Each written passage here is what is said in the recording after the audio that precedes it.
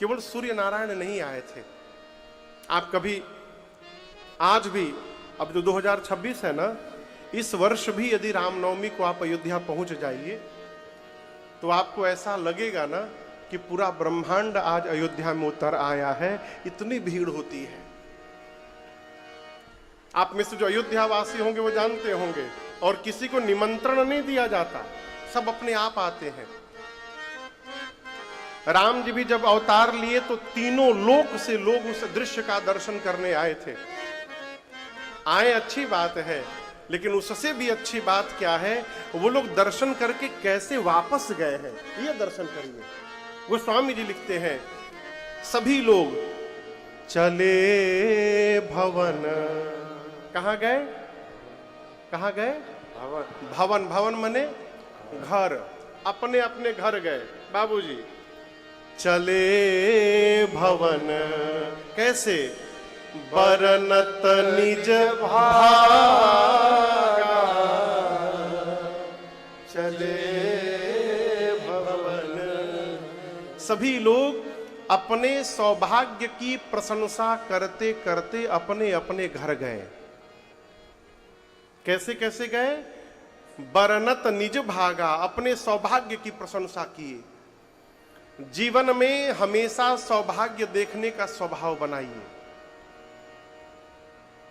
यदि सौभाग्य देखने का स्वभाव बन गया तो आप अभाव में भी सौभाग्य देखिएगा, और दुर्भाग्य देखने का स्वभाव बन गया तो सब कुछ होने के बाद भी आपको केवल दुर्भाग्य दिखाई पड़ेगा, आप प्रसन्न नहीं रह सकते। कई बुरा ना मानिएगा, कई लोगों का रोने का स्वभाव हो जाता है ना, तो घर में सारी सुख सुविधा होने के बाद, पूरा आनंद होने के बाद भी अपना भूत याद करके रोने लगते हैं। भूत मतलब पीछे साल की बात, 10 साल पहले हमसे घर में ये कहा गया था, अरे 10 साल पहले कहा गया था, आज तक कहें कपारे पर लाद के घूम रहे हैं, उसको निकालिए, उसको बाहर। ये स्वभाव है बाबूजी, रोने का स्वभाव बन गया ना तो आदमी सुख में भी दुख ढूंढ लेता है, और नाचने का स्वभाव है तो आदमी दुख में भी सुख देख करके नाचने लगता है और आनंद में रहता है। सौभाग्य देखिए, मैं बार बार कहता हूं, भारतवर्ष की धरती पर हमको आपको जन्म मिला है, इससे बड़ा कोई सौभाग्य नहीं हो सकता हमारा। हमसे राजदीप भैया कह रहे थे, महाराज मैं लंदन में जॉब करता था, आईबीएम में ना भैया, बोले आईबीएम में जॉब करता था लंदन में। एक दिन मन में भाव आया कि अपना देश छोड़ करके विदेश में बैठे हुए हैं, माई बाप परिवार से दूर है, अपनी मिट्टी से दूर है। बोले महाराज उसी दिन रिजाइन किया और भारत अपने देश लौट के चला आया है। भारत में देखिए, कहीं भी आपको जन्म मिल सकता है, लेकिन भारत में जन्म तभी मिलेगा जब आपके जीवन में पुण्य होगा और आप पर भगवान की कृपा होगी। ऐसे जन्म नहीं मिल सकता आपको। सौभाग्य देखिए, वो भारत में जन्म मिला है। और एक और बात कहें, भारतवर्ष में भी, उनमें भी सबसे अधिक सौभाग्यशाली वो है माई बाप जिसको उत्तर प्रदेश में जन्म मिला है। मैं सत्य कह रहा हूं, मैं सब प्रमाण आपको सुना रहा हूं।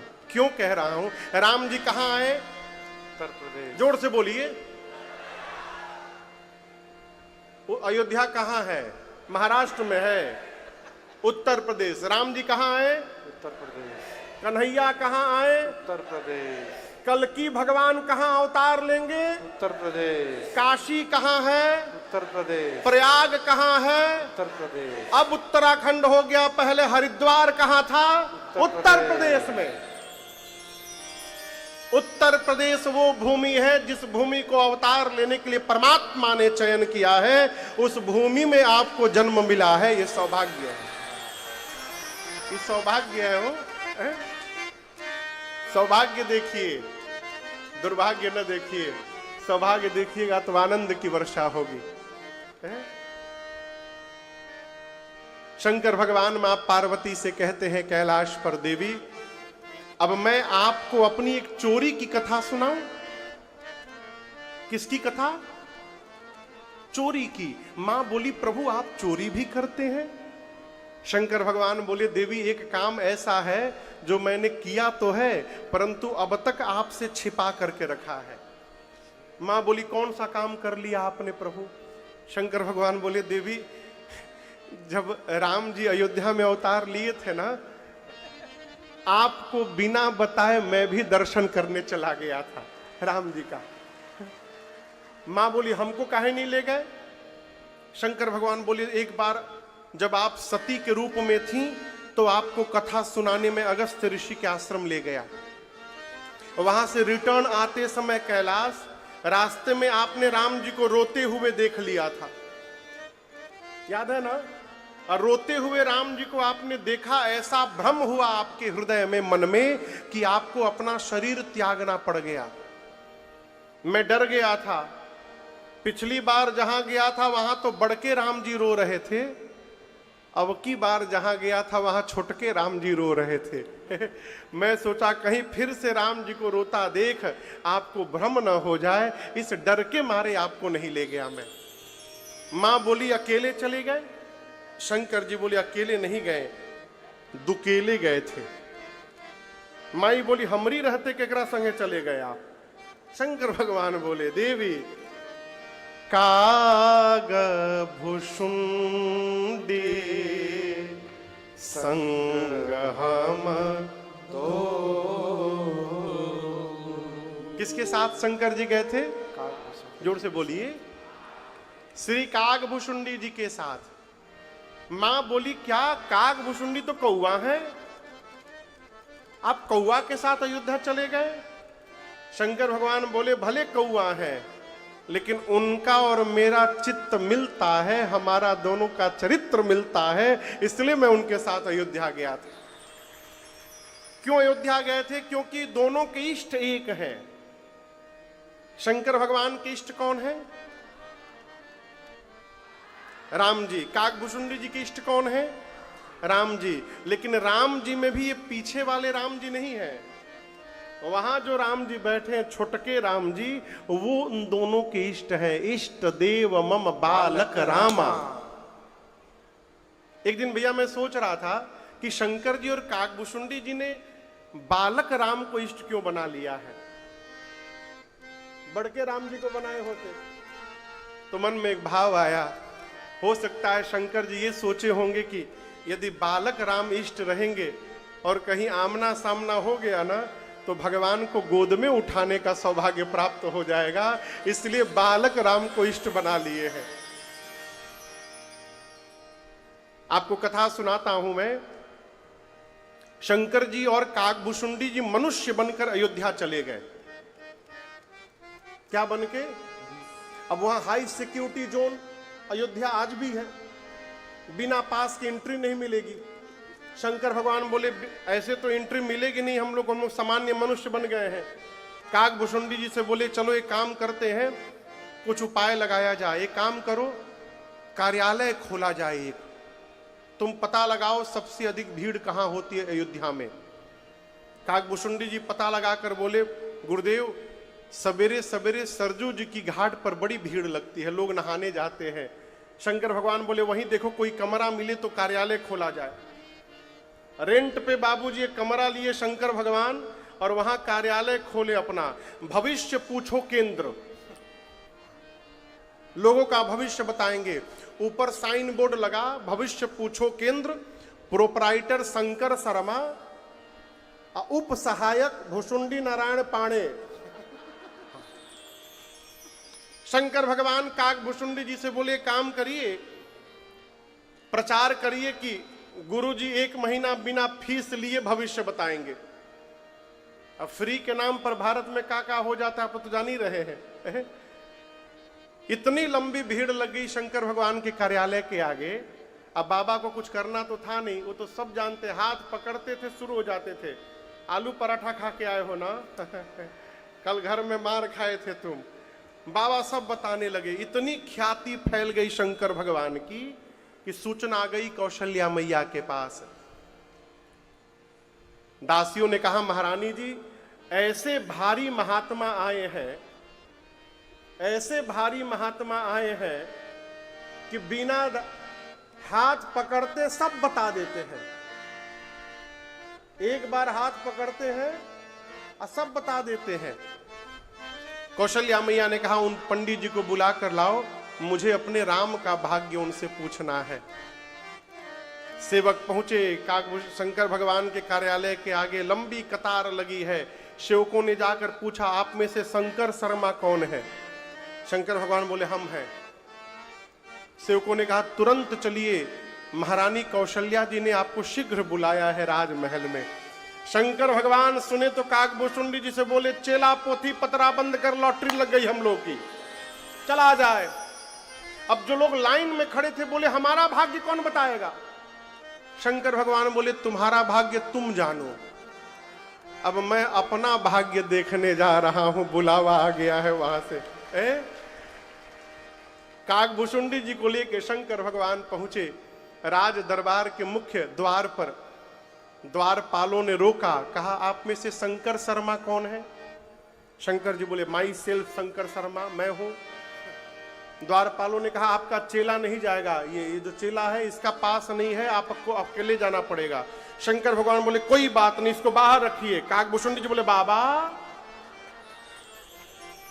भीतर जाने की बारी आई तो बाहर रखिए।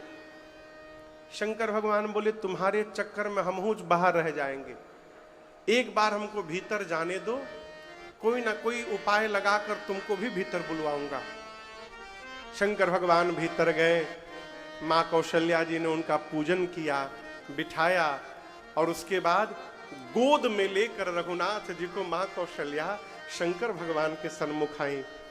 आपको बताऊं, शंकर भगवान ने जब राम जी को देखा ना, तो उनको काकभूषुंडी जी की याद आ गई।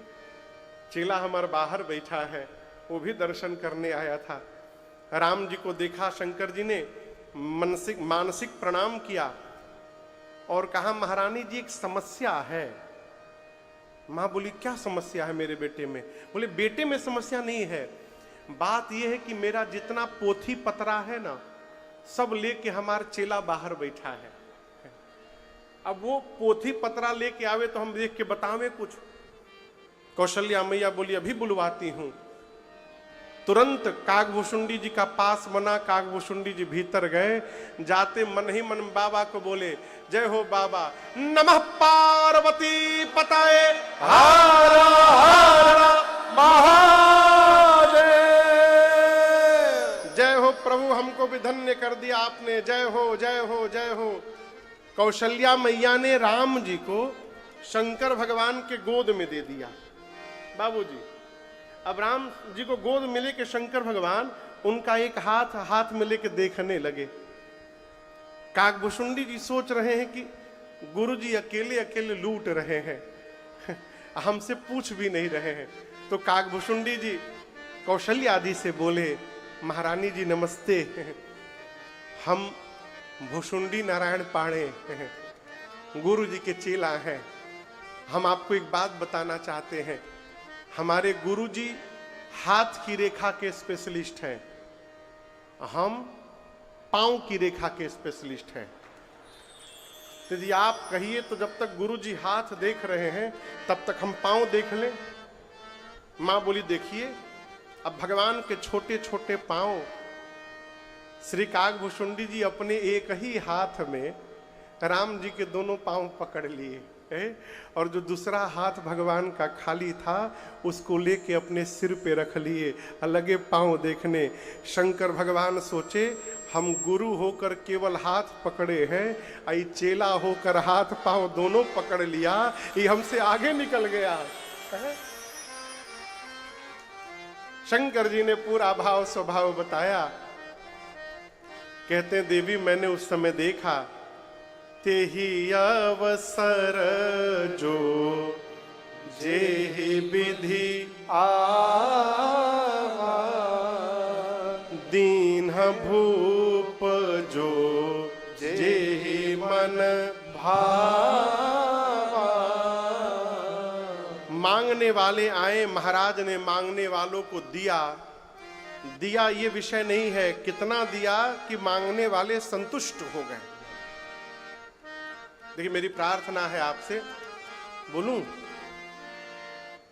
किसी को भोजन कराइए ना तो इतना भोजन कराइए कि उसको 4-5 घंटा फिर भोजन की आवश्यकता न पड़े। किसी को कोई सामान दीजिए ना तो ऐसा सामान दीजिए कि वो जब जब उस वस्तु का प्रयोग करे उसके एक एक रोम से आपके लिए आशीर्वाद निकलता रहे। ये देने की सार्थकता है। क्वांटिटी में मत दीजिए, क्वालिटी में दीजिए। आप में से कुछ लोग कपड़े के व्यापारी भी होंगे। कपड़े के दुकान में जाइए, धोती मांगिए ना तो दुकान वाले पूछते हैं पूजा के लिए देना है कि पहनने के लिए। तो क्या पूजा वाला धोती पंडित जी पहनेंगे नहीं? पूजा की अलग धोती आती है। मजबूती आप सोच नहीं सकते, जोर से फूंक दीजिए छेद हो जाएगा। पंडित जी लेकर सोच नहीं पाते हैं कि इसको लुंगी बनाए कि धोती बनाए कि गमछी बनाए, इतना छोटा। किसको दे रहे हैं? भगवान को। भगवान को दे रहे छोटका कपड़ा, अपने कोट पहन रहे हैं और कह रहे कृपा नहीं हो रही है, ई जन्म में तो होने से रही। आज एक लोग मिले मुझे, मैंने पूछा भगवान को भोग लगाते हो? 2 टाइम लगाते हैं महाराज, 2 टाइम, फिर भी दुख नहीं जा रहा है। फिर मैंने पूछा भोग लगाते हो? बरोबर भोग लगता है, बरोबर। फिर मैंने पूछा क्या भोग लगाते हो? लाचीदाना और मिश्री। अब हम खाएं मालपुआ, हमारे भगवान खाए लाचीदाना और मिश्री, और हम कहें कि भगवान की कृपा नहीं हो रही है, ई जन्म में होने से रही। भगवान नहीं कहते कि हमको 56 भोग खिलाओ। अरे वो तो सबरी का जूठा बेर भी खाने को तैयार हो गए हैं। भगवान कहते हैं प्रेम से जो बनाते हो वही खिलाओ। बाबूजी